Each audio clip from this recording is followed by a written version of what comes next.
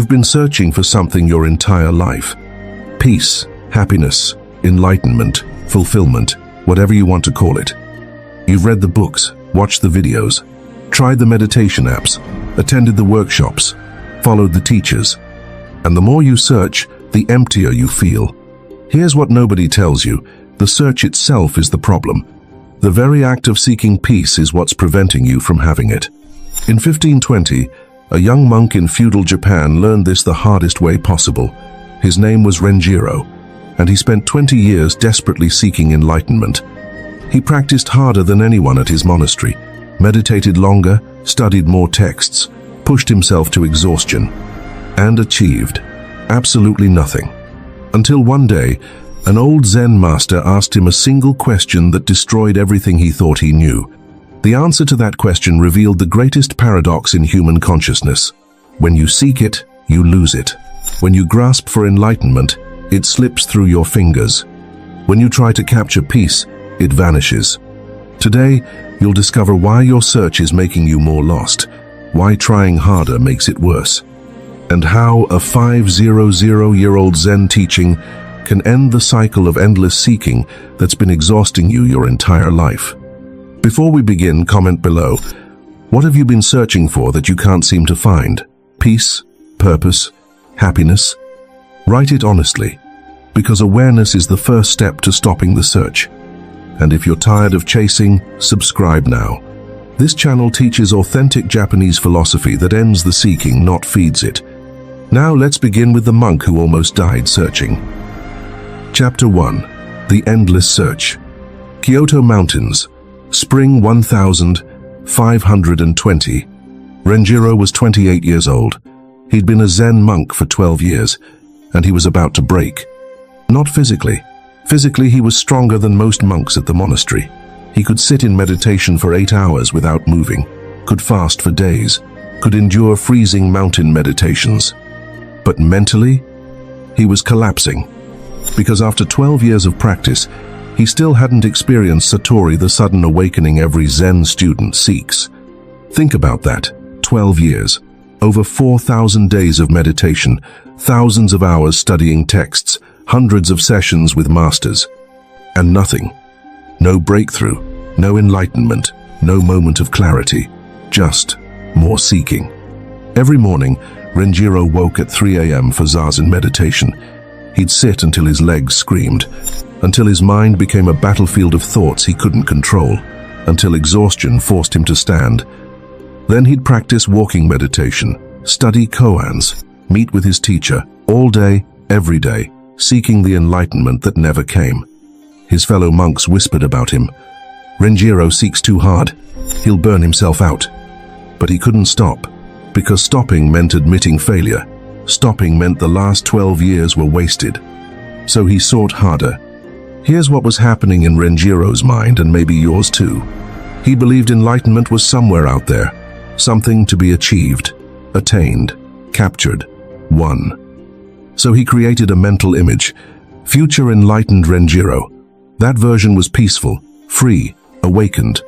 And current Renjiro? Not good enough. Still seeking, still incomplete. The gap between who he was and who he wanted to be drove everything. Every meditation, every practice, every desperate attempt to become something other than what he was. You know that feeling? When you're constantly trying to improve yourself. Reading self-help books, watching motivational videos, trying the next technique, the next method, the next teacher. Always chasing the version of yourself that finally has it figured out. That was Renjiro. Except he'd been doing it for 12 years, and it was destroying him. Chapter 2. The Master's Question. The breaking point came on a spring morning. Renjiro was meditating in the garden. Hour 6. His mind was in chaos, thoughts attacking from every direction. Doubt, frustration, self-judgment. Why can't I do this? What's wrong with me? Everyone else seems to get it. I'm failing. I'm worthless. I'll never be enlightened. Master Hakuin, an elderly Zen teacher, happened to walk by. He watched Renjiro for a moment, the tension in his shoulders, the strain in his face, the desperation in his posture. Renjiro, Master Hakuin said quietly, "What are you doing?" "Seeking enlightenment, Master." And how is that working? The question hung in the air. How was it working? 12 years, no progress. More suffering now than when he started. It's not working, Master. I don't know why. I practice harder than anyone. I follow every teaching, but enlightenment keeps escaping me. Master Hakuin sat down beside him. Let me ask you something. What are you using to seek enlightenment? My mind? Correct. And what is the mind? Renjiro recited the teaching. The mind is the source of all illusion. The mind creates the self that doesn't exist. The mind... He stopped. Wait. You're using the mind to seek enlightenment from the mind. Master Hakuin's eyes twinkled. That's like trying to wash blood with blood, or a sword cutting itself, or teeth biting themselves. Renjiro felt something crack inside him, not in a good way, in a terrifying way. But if I can't use my mind to seek enlightenment, how do I find it? And here's where Master Hakuin said something that sounds completely insane. Stop seeking. What? You want to know why you haven't experienced Satori after 12 years? Because you're seeking it. The moment you stop seeking, it's there. And, you know. Renjiro felt anger rising. That's ridiculous. If I stop seeking, how will I ever find it? Master Hakuin smiled. Exactly. Now you're beginning to see the problem. Chapter 3. The Paradox. That night, Renjiro couldn't sleep. Master Hakuin's words circled his mind. When you seek it, you lose it. How does that even make sense? If you want something, don't you have to pursue it? Isn't effort required? Isn't discipline necessary? But then he remembered a teaching from years ago. Something about the ego. The ego, the false sense of self, desires enlightenment. But enlightenment means the dissolution of the ego. So the ego is seeking its own destruction, which it can't imagine because it can't think beyond itself. It's like a tyrant seeking a peaceful kingdom. But the kingdom is only peaceful because the tyrant is gone. His presence is the problem. Think about your own seeking for a second. Who is seeking peace? Your anxious self. But peace means no anxiety. So your anxious self is seeking not to exist, which it can't do, because it's seeking. Who is seeking happiness? Your dissatisfied self. But happiness means no dissatisfaction, so your dissatisfied self is seeking not to exist. Do you see the trap? Renjiro saw it, and it broke him. Because if seeking enlightenment prevents enlightenment, what the hell was he supposed to do? He'd spent 12 years building his entire identity around seeking enlightenment. It was who he was. Remove that, and who was left? The next morning, Renjiro went to Master Hakuin. Master, I understand the paradox intellectually, but how do I actually stop seeking? You can't. What? Renjiro, you're still seeking. Now you're seeking the method to stop seeking. It's the same trap, different disguise. Then what do I do? Master Hakuin's response was simple. Sit. Chapter 4. The Practice. Sit? That was Master Hakuin's entire instruction. Sit. Not sit to achieve enlightenment. Not sit to stop seeking. Not sit to become peaceful. Just sit. Renjiro didn't understand. I've been sitting for 12 years. That's all I've done. No, you've been sitting and seeking. I'm telling you to sit without seeking. Sit without trying to achieve anything. Sit without purpose. 10. But isn't the purpose of Zazen to develop concentration? To create the conditions for Satori? That's still seeking. Here's what Master Hakuin was teaching, and what neuroscience now confirms. The brain has what's called a default mode network. It's the part that creates the sense of self, that plans for the future, that dwells on the past, that seeks and wants and judges. When you're seeking enlightenment, that network is active. You're reinforcing the very thing you're trying to dissolve. But in true Zazen, sitting without purpose, that network begins to quiet. Not because you're trying to quiet it, because you're not feeding it with seeking. Renjiro tried it. For the first week, it was torture. Every few minutes, his mind would ask, am I doing this right? Is this working? Am I getting closer to enlightenment? Seeking, seeking, seeking. But Master Hakuin's instruction was clear. Notice the seeking. Don't fight it. Don't try to stop it. Just notice it. And return to sitting. Not sitting for anything, sitting as the thing itself. Week 2. Something shifted. The seeking thoughts still came, but they had less power. Renjiro could see them as just thoughts, not truth, not commands. Just mental events arising and passing. Week 3. Moments of clarity. Brief glimpses where there was no seeker, no goal, no future enlightened self. Just this. Breathing. Existing. Being. But the moment he noticed it, oh, this might be it. Seeking returned, and it vanished. It's like trying to catch smoke. The tighter you grip, the faster it escapes. Chapter 5. The Koan. After 3 months, Master Hakuin gave Renjiro a koan. A koan is a Zen riddle designed to break rational thinking, to exhaust the seeking mind until it collapses. The koan. Show me your original face before your parents were born. Wait, what? That doesn't even make sense. Before your parents were born, you didn't exist, so how can you have a face? Exactly, that's the point. The rational mind can't solve it.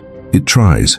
It creates theories, concepts, explanations, but none of them is the answer.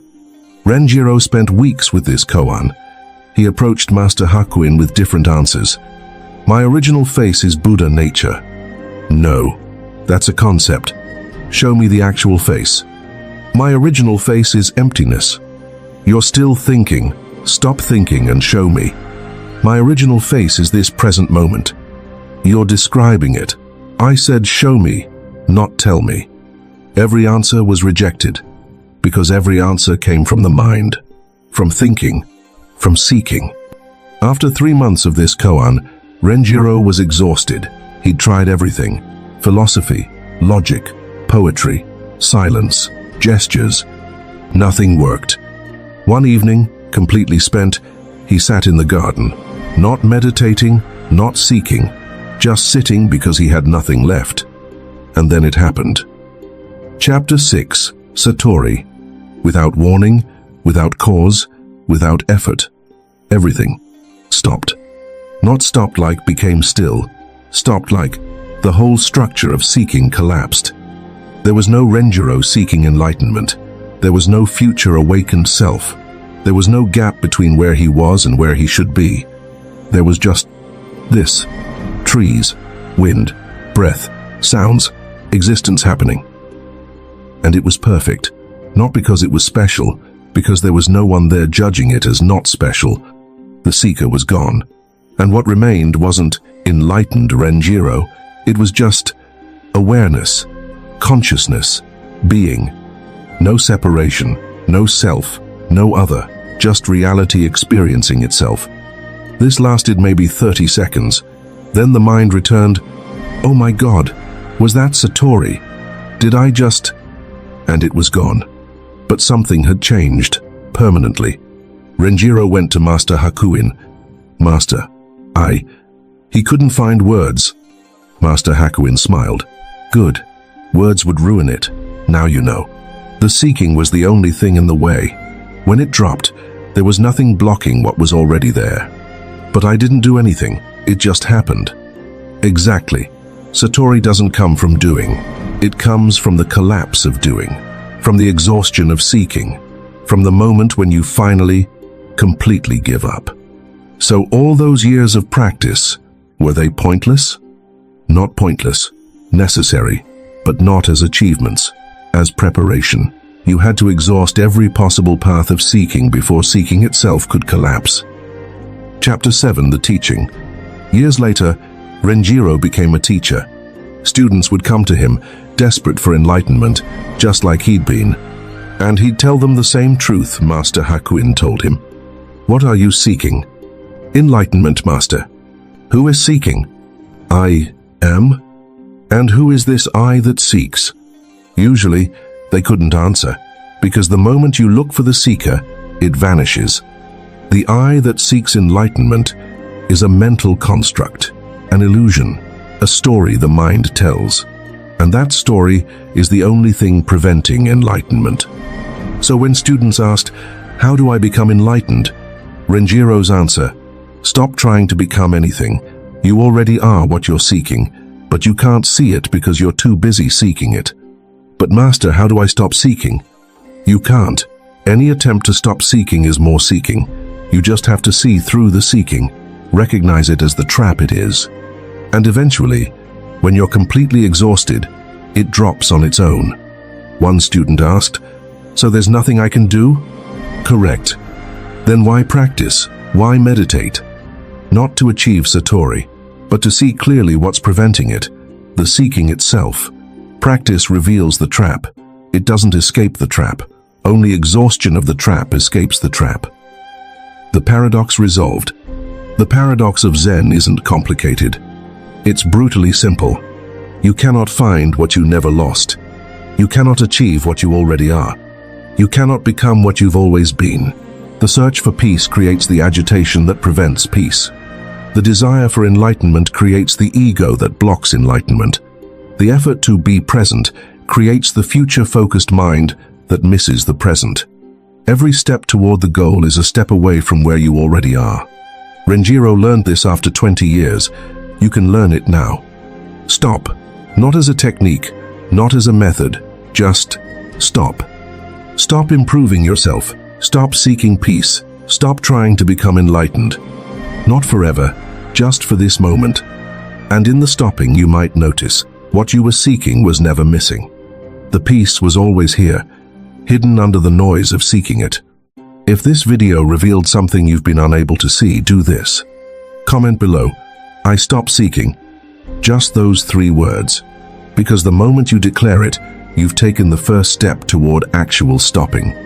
Subscribe for more Zen philosophy that ends the game instead of teaching you how to play it better. And remember Renjiro's lesson. The harder you chase it, the faster it runs. When you stop chasing, it was there all along.